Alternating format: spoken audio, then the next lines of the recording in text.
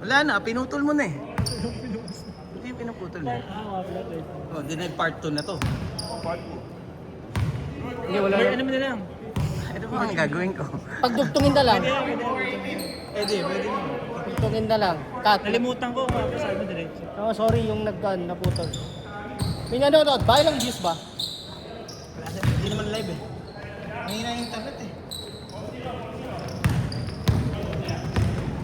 Hindi, sa views pagka in-upload mo. Sa YouTube na. Meron. Wala din pala sila kiko ah. Wala na rin. Simple na nga eh. Sila makakalaro mo.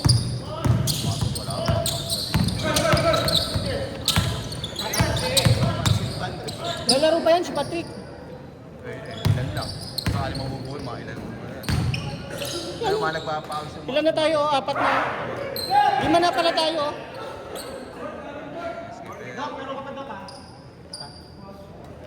Lima pa oh. Diyan oh. Mabubo pa naman dyan. makakabuo pa kayo sila. Makakabuo pa yan.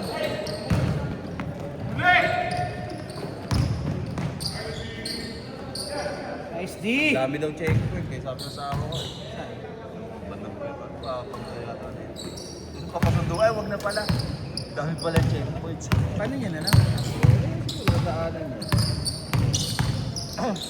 Pagkakuan, marami nakatambay sa gilid. Bakit? Hindi ka ba? Kanina pa lang. Wala ka ba, Benji? Hindi lang ako Kano lang naman Wala yun? talaga Rizro, expert lang. expert na. Pag LTO, 10,000 yun. Oo. Pero wala namang LTO ngayon. Ganda na. Oo, alam mo lang. Sa amin, kakakin ng MTO sa amin. Gusto may agents Ingay. Ingay yung alanganing pangat na hardware bago dumating yung stock mall. Doon ang pwestuhan lagi nila. Pag wala sila mahulog, doon naman sa may taas. Jasmine. May coin ba ng LTO dito? Gabi-gabi yun. MTO nag-ano. Ang dami kasi open type sa amin, kaya gano'n. Sa Valenzuela nga, no? Kinatok. Ano pwede pala yun? Totoo ba kinatok yun? Bawal yan. Totoo ba Ginising yan? pa kayo mo. Sa gate daw, kinatok sa gate. Pwede ba yun, sir? Hindi ah, sa batas. Hindi, may ordinansa kasi sila. Hindi naman umandar eh. Eh kung sabihin niya pang show. Oh. Sabi niya eh pang show ko eh. Hindi nga. Oh. Dami nang malisip sa ano na. Ang dami nagre-reklamo. Hindi naman umandar eh. Tsaka yung ano. Dapat sa kasama yung nakahuli. Hindi, unless na Tsaka yung hinabol sa nila, baka Venezuela naman ba yun? hinabol. Hindi. Yung sa isang Ay, compound, bata pinababa lahat ng mga may-ari ng motor. Yun nga yun eh. Ano ba yun? Yung kinip... Dati naman, ang hirap naman kausap nito dito. Ay, ba ano? Meron Sa pa kasi Valenzuela yun yun. eh. Sa Valenzuela yun. Ay, may sa Venezuela. Venezuela lang. Ganyan yan. Ba nagsalita na yata yung ano, yung head ng LTO ah. May violation, alam ko may Para, violation. para pinaliwanag niya rin po. Pwede daw ba? Hindi kasi ang problema rin Kasi hindi doon. umandar eh. Nagsumbong rin yung HOA mismo eh. Nagsumbong yung HOA eh, no? Sa mayor. Salita yung ano, nakita ko sa FB, pero hindi ko tin. Hindi, abangan nila. Yun nga, Kahit dapat magsumbong yon, kung hindi stipulated sa batas, na pwede yun na mag-house to house sila, wala silang laban doon. Pwede magdemanda yung mga tao na yun. Kasi pwede lang naman sa kung sabihin na pang show. Di ba? Technically, parang ano pa yun. Pang display ko yung motor, hindi ko naman ginagamit eh. Pero ginagamit eh. Sinushow lang yun eh. O, paano yun, yung mga ganong... Tsaka ang problema pa ron, pati mga stock na huli.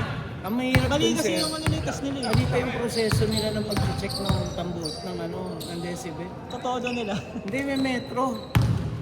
Di ba 45-degree angle yun, stipulated sa LTO na naka, ano, less than 0.5 meters mula doon sa source. Baka kanyan sir, baka yun yung exemption naman. Hindi ko alam eh. Pero baka yung ordinansa nila. Kaya lang kasi, ginugil ko, Wala. hindi pwedeng maano ng ordinansa yung Oo, yung national national yung LTO code. batas. Ang ano nila, 90 sir. Ha?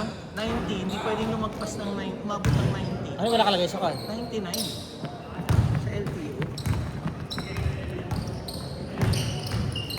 0.5 meters from the source, tapos 45-degree angle. Dapat nakaganda yun. Ang ginawa nila, may metro, May parang metro. 2 meters. Nakita ko nga eh. Pero ang tanong kasi doon, baka kasi yun yung exemption. Na kung wala kayong triangle, yun yung... Yun yung pwede na lang. Baka hindi ko sure. Wala naman nakalagay na ano. Kasi LTO is LTO. Kaya lang yung ordinansa nga, yun ang hindi ko. Baka nandun yung, ewan ko lang, Proseso nasa exemption lang pa yun kung wala. Pero una pa lang, mali yun, nag-house to house, hindi naman umaandar yung ano. Nasa na yung mga ano, nasa na yung mga may-ari nito. Hinahanap ko eh. Isa natutulog pa yata, kakagising lang. Kasalanan may-ari, hindi mo sabi ko wala, wala yung susi eh. Pag wala, sir, impound din nila eh. Hindi, baka naman hindi pwedeng kuhan yan eh, nasa loob ng bahay. Pwedeng impound din yun kung Pwedeng illegal magreklamo. parking, sir. Oo, nasa loob ng Pero bahay ko hindi, eh. wala sa loob ng bahay, nasa court, basketball. Sa gilid ng basketball. Di ba kinatok yung mga nasa loob ng bahay? Hindi naman hindi siguro. Ah, Gumising. May kwan yun. stop in now. Hindi, may initial violation sila. Tama nga yung HOA. Yung HOA nagsumbong sa kanon na illegal parking doon sa Illegal court. parking. Kaya ngayon nung illegal parking. inaksyonan ng mga traffic, pinuntahan yung court, kaya pinagkukuha yung mga Kung susi. illegal parking, sir, ang susundin, 5 minutes kang maghintay. Diba? 5 minutes. Pag walang tao, pwede mo nang impoundin yun. Oo. Ito yun. Di papaanda rin nila yun. Hindi ka panda rin. Di papaanda rin nila. Hindi Di papaanda rin nila yun, di ba? pinapaanda ng illegal parking. Kinukuha nga nila yun ng walang Hindi nga. Kaya buhatin nila yun. Di ang gagawin ngayon, di illegal parking, kukunin mo yung motor ngayon. Di papaandarin mo yun yung motor mo, papaandarin mo. Kaya neutral na lang Kaya yun. ganyan, pasok pa rin. Hindi, sir.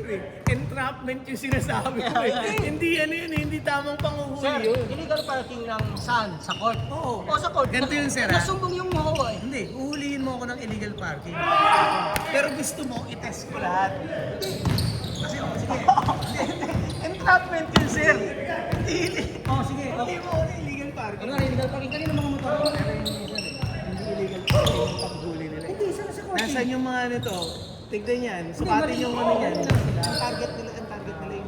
Pero yung kasi illegal parking mo naman. Kaya, mali lang yung sumbong niya. Nandito kami ngayon. Nandito kami sa court na to. Kasi nagsumbong yung HOA na maraming illegal parking. Sabi ko, so ibig sabihin, bago mo kunin yung kan mo, kunin ko muna yung parking site talaga to. No, hindi ko sinasabing mali na hulihin.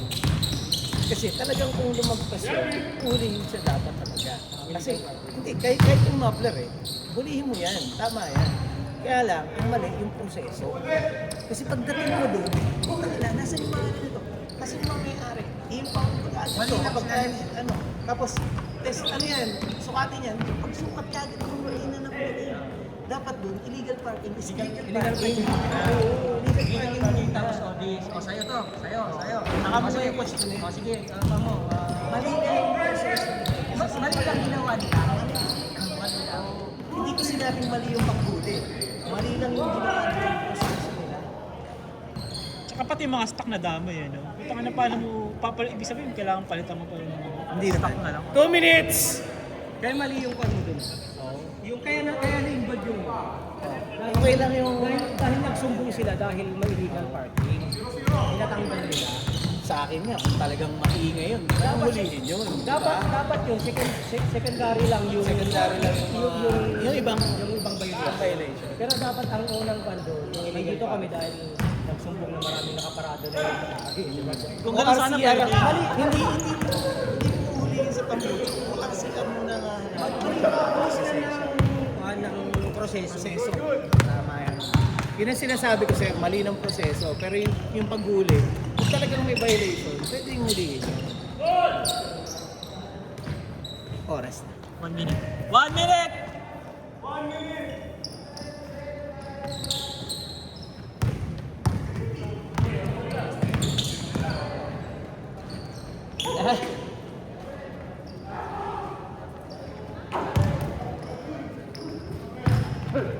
Laro ka pa. Laro kayo muna sir. Laro kayo. 40 seconds!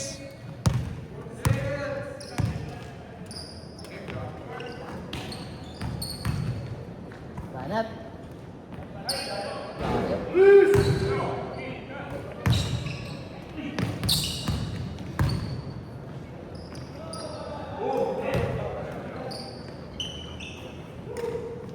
Ano? 15 seconds. 10, 9, 8, 7, 6, 5, 4, 3, 2, 1,